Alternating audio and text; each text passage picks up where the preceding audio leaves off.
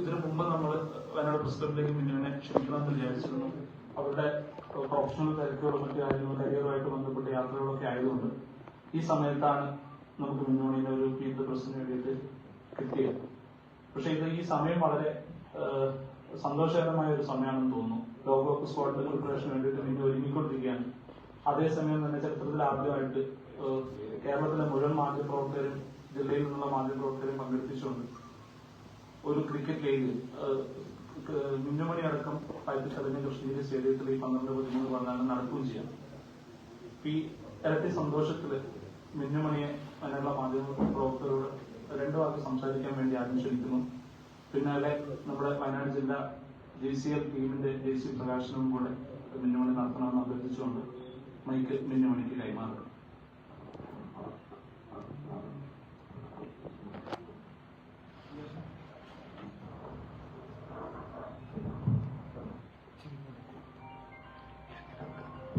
എല്ലാവർക്കും നമസ്കാരം.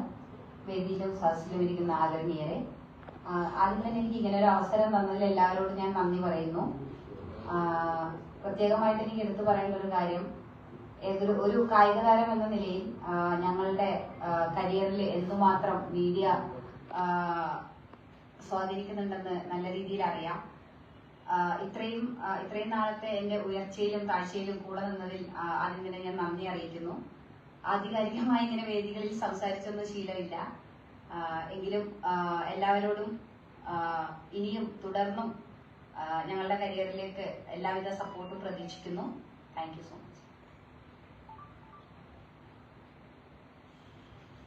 ഇപ്പോ വനിതാ താരങ്ങൾ KCL വരാൻ പോകുന്നു. കേരള അസോസിയേഷൻ പ്രഖ്യാപിച്ചിട്ടുണ്ട്. ഇപ്പോൾ വനിതാ ലീഗൊക്കെ പ്രഖ്യാപിച്ചിട്ടുണ്ട്. അതിലുള്ള പുതിയ താരങ്ങളുടെ പ്രതീക്ഷകളും യൂണിയൻ പ്രതീക്ഷകളൊക്കെ തോന്നുന്നു. ആദ്യം തന്നെ വളരെയധികം സന്തോഷമുണ്ട്. കാരണം മെൻസിന്റെ ടൂർണമെന്റ് നല്ല സക്സസ്ഫുൾ ആയിട്ട് നടന്നു വരികയായിരുന്നു.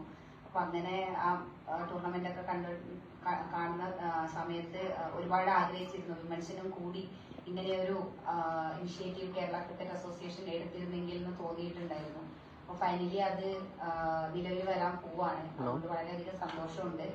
കാരണം നമ്മുടെ പ്ലേയേഴ്സിനെയൊക്കെ സംബന്ധിച്ച്, പ്രത്യേകിച്ച് വുമൺ ക്രിക്കറ്റേഴ്സിനെ സംബന്ധിച്ച് ഇപ്പോഴും WPL ഓൾറെഡി വന്നു കഴിഞ്ഞു. അപ്പൊ നമ്മുടെ ഇവിടെ നിന്നുള്ള ഒരു പ്ലെയർ ആ ഒരു വലിയ പ്ലാറ്റ്ഫോമിലേക്ക് പോകുമ്പോഴത്തേക്കും നമുക്ക് എന്താ പറയുക, ഇങ്ങനെ ഡേ ആൻഡ് നൈറ്റ് മാച്ചസിന്റെ ഒക്കെ എക്സ്പീരിയൻസും കാര്യങ്ങളും കുറവായിരിക്കും. അപ്പൊ നമ്മൾ പെട്ടെന്ന് അവിടെ ചെന്ന് ആ ഒരു രീതിയിൽ കളിക്കുമ്പോഴത്തേക്കും അതിന്റെ ബുദ്ധിമുട്ടുകൾ എത്രത്തോളം ഉണ്ടെന്ന് മനസ്സിലാക്കിയിട്ടുള്ള ഒരാളാണ് ഞാൻ. എന്നെ സംബന്ധിച്ച് തീർച്ചയായിട്ടും ഇതൊരു കേരള ക്രിക്കറ്റിന് മാത്രമല്ല വിമൻ ക്രിക്കറ്റേഴ്സിനെ സംബന്ധിച്ചും വളരെ വലിയൊരു മാറ്റം തന്നെ കൊണ്ടുവരാൻ സാധിക്കുന്ന ഒരു പ്ലാറ്റ്ഫോം ആയിരിക്കും.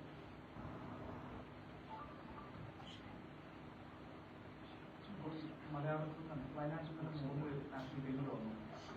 സജന, ജോഷിത. വയനാട്ടുകാർക്ക് അനുകൂലമായ എന്തൊക്കെ സാഹചര്യങ്ങളാണ് ദേശീയ ക്രിക്കറ്റിലേക്ക് പെട്ടെന്ന് വരാൻ വേണ്ടിയിട്ട്? അങ്ങനെ ചോദിച്ചു കഴിഞ്ഞാൽ എനിക്കും അറിയില്ല. വയനാട്ടിൽ നിന്ന് എല്ലാവരും പറയുന്നുണ്ടത്. കാരണം വയനാട്ടിൽ നിന്നും ഉള്ള 3 പേര് തന്നെയാണ് തുടർച്ചയായിട്ട് ഇന്റർനാഷണൽ ടീമിലേക്ക് എത്തിയിരിക്കുന്നത്. അതിനെനിക്ക് തോന്നുന്നു ബേസിക് ആയിട്ടുള്ള ഒരു കാര്യം എന്ന് വെച്ചാൽ നമ്മുടെ വയനാട് ഡിസ്ട്രിക്ട് അസോസിയേഷന്റെയും അതുപോലെ തന്നെ കേരള ക്രിക്കറ്റ് അസോസിയേഷന്റെയും ഒരു സപ്പോർട്ട് തന്നെയാണ്.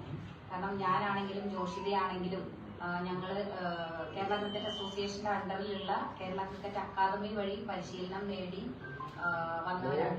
നേരെ മറിച്ച് സജനേജിനെ സംബന്ധിച്ചാണെങ്കിൽ കേരള ക്രിക്കറ്റ് അസോസിയേഷൻ അക്കാദമി സിസ്റ്റത്തിൽ ഇല്ലെങ്കിൽ പോലും കേരള ക്രിക്കറ്റ് അസോസിയേഷന്റെയും അതുപോലെ തന്നെ വയനാട് ഡിസ്ട്രിക്ട് ക്രിക്കറ്റ് അസോസിയേഷന്റെയും ഒരു വലിയ സപ്പോർട്ടോടു കൂടി വളർന്നു വന്നവരാണ്. അപ്പോൾ തീർച്ചയായിട്ടും അതാണ് നമ്മുടെ ഒരു അടിത്തറ എന്ന് പറയുന്നത്.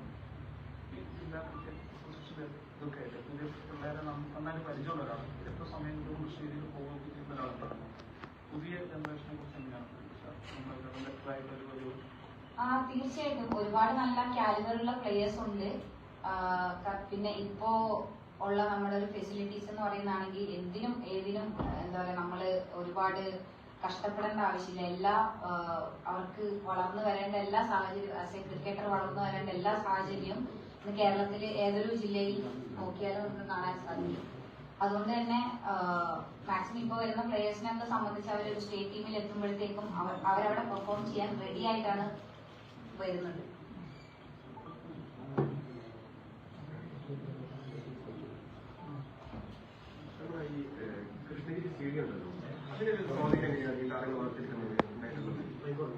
വളരെ വലിയൊരു സ്വാധീനം ചെലുത്തുന്നുണ്ട് കൃഷ്ണഗിരി സ്റ്റേഡിയം. ഞാൻ ഉൾപ്പെടെ സ്റ്റാർട്ട് ചെയ്ത ഒരു ടൈമില് സ്റ്റേഡിയത്തിന്റെ പണികളൊക്കെ നടക്കുന്നുണ്ടായിരുന്നുള്ളൂ. ഞാൻ സ്റ്റാർട്ട് ചെയ്ത ഒരു 1-2 വർഷത്തിനകമാണ് സ്റ്റേഡിയം പൂർണ്ണമായിട്ടും കളിക്കാനുള്ള നിലവാരത്തിലെത്തിയത്. അതുകൊണ്ട് തന്നെ ഞങ്ങളുടെ ഒക്കെ ഈ ഒരു കരിയറിൽ തന്നെ വളരെയധികം സ്വാധീനം ചെലുത്തിയിട്ടുണ്ട് കൃഷ്ണഗിരി സ്റ്റേഡിയം എന്ന് പറയുന്നത്. ഒരുപാട് ഓപ്പർച്യൂണിറ്റീസ്, അതുപോലെ തന്നെ ഇപ്പോൾ കേരളത്തില് എടുത്തു നോക്കിയാൽ ഓൾമോസ്റ്റ് എല്ലാ ജില്ലകളിൽ തന്നെയും ഇതേപോലത്തെ കൃഷ്ണഗിരി സ്റ്റേഡിയം പോലുള്ള ഒരുപാട് നല്ല നിലവാരമുള്ള സ്റ്റേഡിയംസ് ഉണ്ട്. പക്ഷെ എനിക്ക് തോന്നുന്നു കൃഷ്ണഗിരി സ്റ്റേഡിയം നമുക്ക് പ്ലേയേഴ്സിനായിട്ട് തുറന്നിട്ട് തരുന്നത് പോലെ വേറെ എവിടെയും അധികമായിട്ടും കൊടുക്കുന്ന ഒരു സാഹചര്യം കണ്ടിട്ടില്ല. കാരണം നമ്മളെപ്പോ ചെന്ന് കഴിഞ്ഞാലും ഒരു കോള് ഇങ്ങനെ വരുന്നുണ്ടെന്ന് പറഞ്ഞാൽ നമുക്ക് എല്ലാത്തരം സൗകര്യങ്ങളും അവർ അറേഞ്ച് ചെയ്ത് തരുന്നുണ്ട്.